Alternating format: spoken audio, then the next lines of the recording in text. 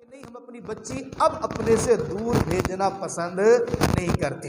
حضرت فاطمہ رضی اللہ تعالی عنہا میرے آقا کی وہ پیاری بیٹی ہیں جن کا بچپن شروع ہوتا ہے، ہوش سنبھالا ہے، اور میرے آقا کی نبوت کے بالکل ابتدائی ایام ہیں۔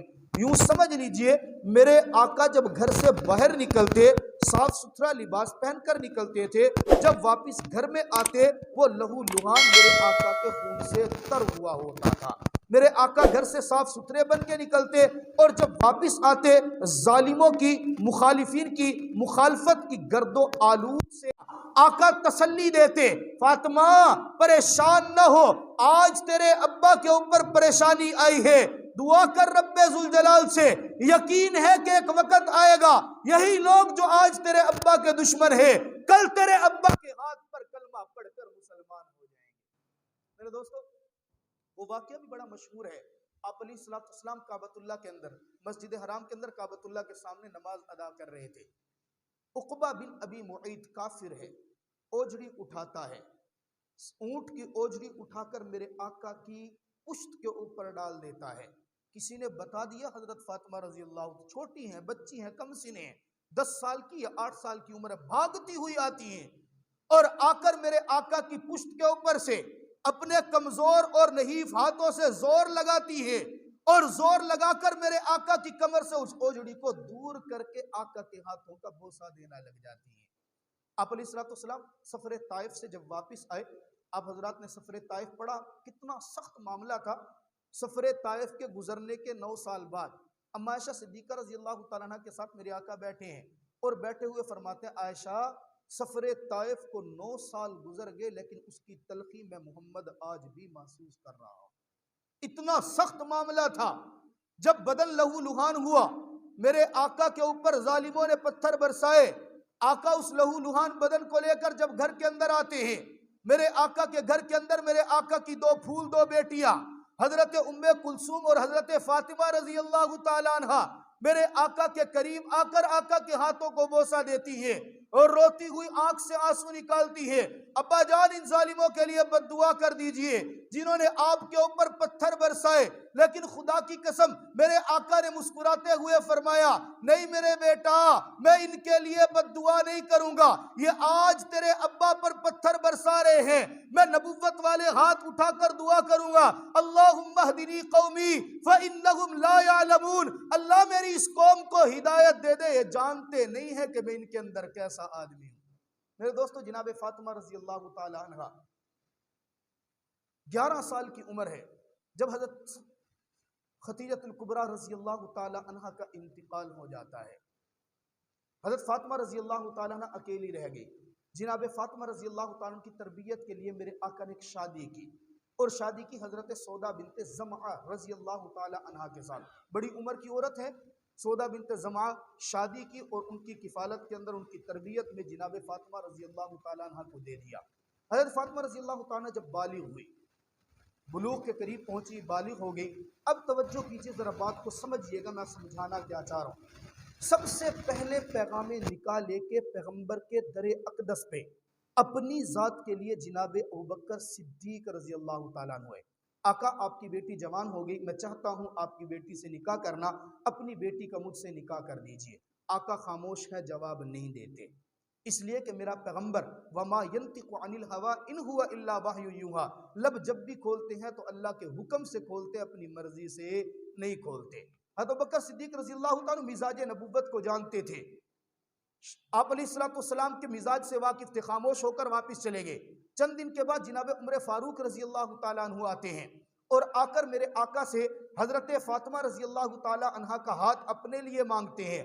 آقا میں عمر ہوں، آپ کا صحابی ہوں، آپ کی بیٹی سے نکاح کرنا چاہتا ہوں، آقا میں یہ سعادت حاصل کرنا چاہتا ہوں، کل قیامت والے دن جب آپ کے داماد اٹھائے جائیں، جب پکارا جائے محمد کے داماد اٹھے، آقا یہ سعادت میں بھی لینا چاہتا ہوں۔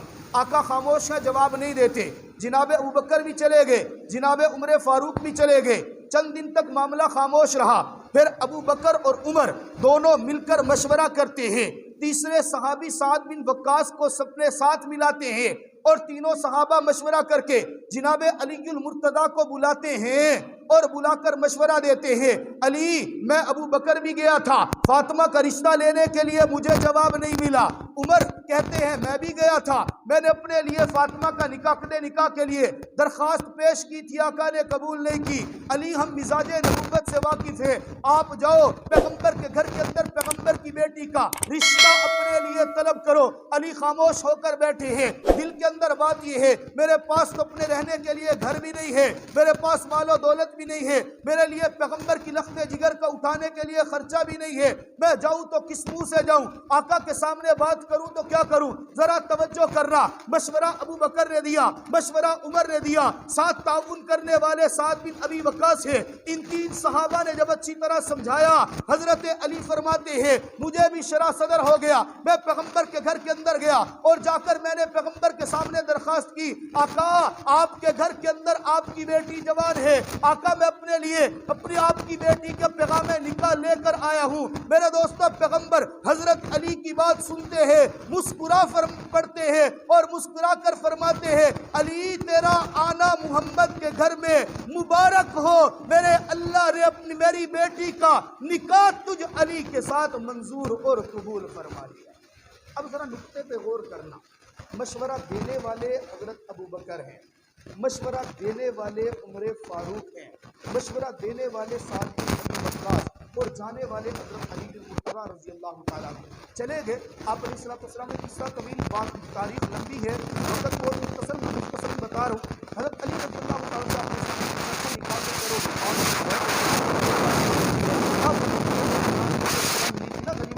وہ کہاں ہے, آقا وہ تو گھر کے اندر ہے, جاؤ اس زیرہ کو اٹھاؤ اور مارکیٹ میں فروخت کر کے آؤ. توجہ کیجیے, حضرت علی رضی اللہ تعالیٰ زیرہ اٹھا کے مارکیٹ میں لے گئے. ابھی بازار میں جا رہے ہیں, سامنے سے حضرت عثمان بن عفان رضی اللہ تعالیٰ عنہ نظر آئے. پوچھا علی کہاں جا رہے ہو, کہا جی میں بازار میں جا رہا ہوں. کیا کر رہے جا رہے ہو, کہا یہ زیرہ لے کر جا رہا ہوں, فروخت کروں گا. علی آپ تو جنگجو ہیں, آپ تو بہادر ہیں, آپ تو لڑائی میں سب سے آگے ہوتے ہیں, زیرہ تو مسلمان مجاہد کا زیور ہوا کرتا ہے, آپ بیچنا کیوں چاہ رہے ہو. مسکرا کر فرماتے ہیں عثمان میرا نکاح محمد کی لخت جگر فاطمہ کے ساتھ ہونا ہے, میرے پاس خرچہ نہیں ہے, میرے پاس پیسے نہیں ہے, حق مہر دینے کے لیے میرے پاس رقم نہیں ہے, میں زیرہ بیچ کر اپنے نکاح کروں گا. توجہ کیجئے کس عثمان کے سامنے بات کر رہے ہیں, وہ عثمان بن عفان جو علی سے پہلے دوہرے داماد بن چکے ہیں, جو علی کے ہم ظلم بنیں گے. پیغمبر کے داماد پہلے سے, نکاح کی مجلس کتنی سادہ ہے, آقا نے کسی اور کو دعوت دینا تو دور کی بات, اپنے دوہرے داماد کو بھی اپنی چھوٹی بیٹی کے نکاح کا پیغام نہیں دیا. اور ادھر سے پیغام داماد کا وسعت ظرفی دیکھے, ناراض نہیں ہوئے, اچھا تیرا نکاح ہونے والا ہے, سالی تو میری ہے, مجھ سے کیوں نہیں پوچھا, مشورہ کیوں نہیں کیا. ہمارے ہاں تو معاشرے میں ہو جاتا, منہ پھلا کے بیٹھ جاتا بندہ اور بس مرنا جینا ختم ہو جاتا ہے اس بات پہ. عثمان بن عفان اچھا آپ کا نکاح بڑا مبارک ہو جی, یہ زیرہ میں خریدتا ہوں. کتنے کا خریدتا ہے, یہ 400 درہم دوں گا, دینی ہے. 400 درہم حضرت علی کو دیے, زیرہ خرید لی. کہا علی تو نے زیرہ بیچ دی, ہاں بیچ دی. تجھے پیسے مل گئے, ہاں مل گئے. اچھا تیرا نکاح ہونے والا ہے, یہ زیرہ پکڑ, میں تجھے نکاح کے لیے بطور ہدیہ اور گفٹ دے رہا ہوں. اندازہ کیجیے 400 روپے, 400 درہم کی زیرہ خرید بھی لی اور شادی کا تحفہ بھی دے دیا, اور اس سے بڑی بات نام بنانے کا تانا بھی نہیں دیا. علی رضی اللہ تعالیٰ عنہ زیرہ لے کر 400 درہم لے کر آقا کی مجلس کے اندر پہنچ گئے. آقا پوچھتے ہیں میں نے تو کہا تھا زیرہ بیچ کے آؤ, آپ زیرہ بیچ کے کیوں نہیں آئے. کہا یا رسول اللہ میں نے زیرہ بیچ دی تھی, عثمان نے خرید لی تھی رضی اللہ تعالیٰ عنہ, اور خرید کر کے زیرہ بھی واپس کر دی ہے, 400 درہم بھی دی. اب توجہ, ایک نقطے کی بات کر رہا ہوں, ایک ایسی بات کر رہا ہوں جو شاید آپ نے پہلی نہ سنی ہو. آپ علیہ السلام نے نکاح فرمایا, حق مہر طے کیا, نکاح کے اندر گواہ کون بنے, وہی صحابہ جو حضرت علی کو مشورہ دینے والے تھے. جناب ابو بکر, جناب عمر, یہ دونوں گواہ بنتے ہیں. گواہ بننے سے پہلے میرے آقا 400 درہم لیتے ہیں اور درہم لے کر حضرت بلال کو بلاتے ہیں, اے بلال جاؤ یہ پیسے لے کر بازار سے خوشبو کا انتظام کراؤ. ابو بکر آپ بھی جاؤ اور جا کر یہ پیسے لو, میری بیٹی کے لیے جہیز کا انتظام کرو, فلاں فلاں چیزیں تیار کرو, شادی کے معاملات سارے مکمل تیار کرو, اور پھر نکاح کے گواہ بھی بنتے ہیں. اب ذرا سوچئے, جو مشورہ دینے والا ہو, جو نکاح کا گواہ بننے والا ہو, جو نکاح کے انتظام کرنے والا ہو, وہ بھلا مخالف ہو سکتا ہے؟ نہیں ہو سکتا. اب اگلی بات توجہ کرنا, نکاح ہو گیا کتنے درہم, 400 درہم.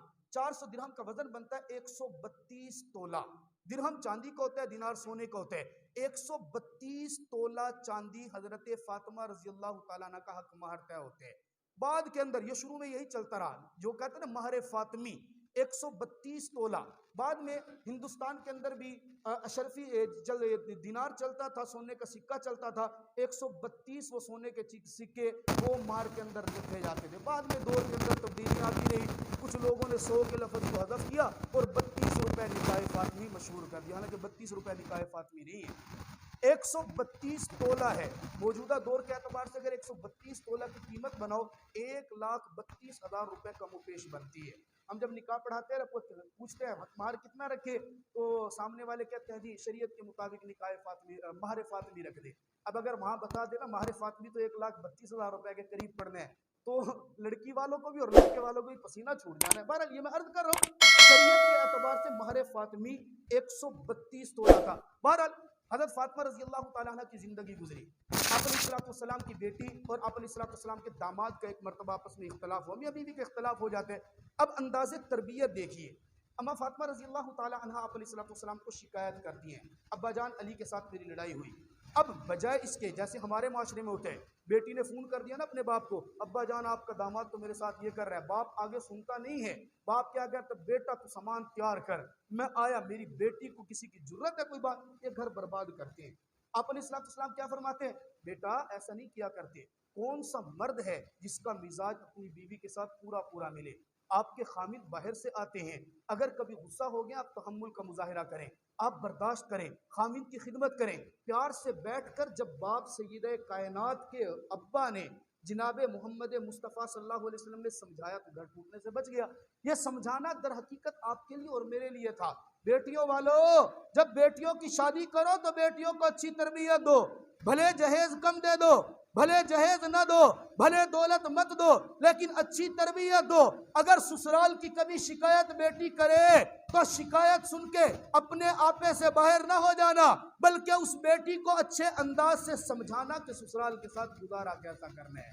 بہرحال واقعہ قصہ مختصر، منگل کا دن ہے، 3 رمضان المبارک ہے. حضرت فاطمہ رضی اللہ تعالی عنہ کا انتقال ہو جاتا ہے. اب جب انتقال ہوا غسل دینے کی باری ہے، توجہ کیجیے. اب غسل دینے کی باری ہے، کون غسل دے رہا ہے؟ حضرت ابوبکر صدیق رضی اللہ تعالیٰ عنہ کی زوجہ حضرت اسماء بنت امیس حضرت فاطمہ رضی اللہ تعالیٰ عنہ کو غسل دے رہی ہے. اور دوسری میرے آقا کے خادم ہے جناب ابو رافع، ان کی بیوی سلمہ، یہ 2 عورتیں مل کر غسل دے رہی ہیں اور انتظام جناب علی المرتضیٰ کر رہے ہیں. اب توجہ کیجئے، ابو بکر وہی ہیں جو کل نکاح کا مشورہ بھی دے رہے تھے، ابو بکر وہی ہیں جو کل نکاح کے گواہ بھی بن رہے تھے، ابو بکر وہی ہیں جو کل شادی کا انتظام بھی کر رہے تھے. آج ابو بکر کی بیوی حضرت فاطمہ کی آخری رسومات اور ان کے غسل کا انتظام بھی کر رہی ہیں. جنازہ لگ جاتا ہے، چارپائی سامنے آ گئی ہے، لوگ اکٹھے ہو گئے، صحابہ کا جمع غفیر موجود. ذرا دل پر ہاتھ رکھ کر جملے پر غور کرنا، جنازہ کس کا ہے؟ بیٹی رسول کی ہے، زوجہ علی کی ہے، اور یہ اماں حسنین کریمین کی ہے، اور یہی فاطمہ یہ ساس ہے جناب عمر بن خطاب کی. میرے دوستو کتنا پیارا گلدستہ ہے، ایک طرف ساس ہے عمر کی، ایک طرف ماں ہے حسنین کریمین کی، ایک طرف زوجہ ہے حضرت علی کی، ایک طرف بیٹی ہے پیغمبر خدا کی. اب جنازہ رکھا ہے، مسئلہ بنا کہ جنازہ کون پڑھائے گا؟ سارے صحابہ خاموش ہیں. حضرت ابوبکر صدیق آگے بڑھتے ہیں، جناب علی المرتضیٰ کو کہتے ہیں علی آگے آ جانا، زوجہ تیری ہے، زندگی تیرے ساتھ گزاری، لخت جگر پیغمبر کی ہے، تو آ کر آگے ان کا جنازہ تو پڑھا دے. علی کی زبان سے نکلا ہوا جملہ، علی کی زبان سے نکلا ہوا جواب سنیے. علی کھڑے ہو کر کہتے ہیں نہیں ابو بکر، تیری موجودگی کے اندر میں اس کا جنازہ نہیں پڑھا سکتا، اس لیے کہ ابو بکر تو وہ ہے، کل میرے نکاح کا مشورہ بھی تو نے دیا تھا، کل میرے نکاح کا گواہ بھی تو بنا تھا، آج میری بیوی کے غسل کا انتظام بھی تیری زوجہ نے کیا ہے. پیغمبر کی بیٹی ضرور ہے، عمر کی ساس ضرور ہے، زوجہ علی کی ضرور ہے، لیکن نکاح پڑھانے والا امام ابو بکر صدیق نہیں ہوگا. اب ذرا محبت کے عالم میں ٹائم تو زیادہ ہو رہا ہے لیکن آخری جملہ سمجھیے گا. ذرا محبت کے عالم میں سوچ کر ڈوب کر سوچئے کہ جتنا یہ گہرا تعلق ہے، رشتہ ہے، بھلا کوئی کہہ سکتا ہے کہ ان کے درمیان آپس میں لڑائی ہے؟ خدا کی قسم لڑائی نہیں، لڑائی نظر کس کو آتی ہے؟ جس کے اندر تشدد ہو، تعصب ہو، تنفر ہو، اس کو نظر نہیں آتی ہے رشتوں کی محبت۔ میں اس کی مثال عام طور پہ دیا کرتا ہوں، ایک آدمی کی نظر بالکل ٹھیک ہونا، وہ اگر ایسا چشمہ لگائے جو 1 نمبر کا چشمہ ہے، جس کی نظر کمزور ہے، وہ آنکھ میں لگائے، کیا ہوگا؟ اس کو دھندلا نظر آنا شروع ہوگا۔ اگر 2 نمبر کا چشمہ لگائے گا، مزید دھندلا آئے گا۔ 10 نمبر کا چشمہ اگر لگائے، اپنی نظر ٹھیک ہے، اس کا سر چکرائے گا، سامنے کچھ بھی نظر نہیں آئے گا۔ اب کیا اس کی نظر کا قصور نہیں، غلطی اس کی ہے کہ اس نے نظر کا چشمہ استعمال کیا۔ بالکل اسی طرح خدا کی قسم ایمان دلوں کے اندر ہے، محبت دلوں کے اندر ہے، ایمان بھی رکھ اور محبت بھی رکھ۔ تشدد کا چشمہ نہ لگا، تعصب کا چشمہ نہ لگا، تنفر کا چشمہ نہ لگا۔ جب یہ چشمے آنکھ سے اتار کے دیکھے گا، میرے سارے پیغمبر کے صحابہ میں محبت نظر آئے گی۔ اللہ تعالیٰ میں سمجھنے کی توفیق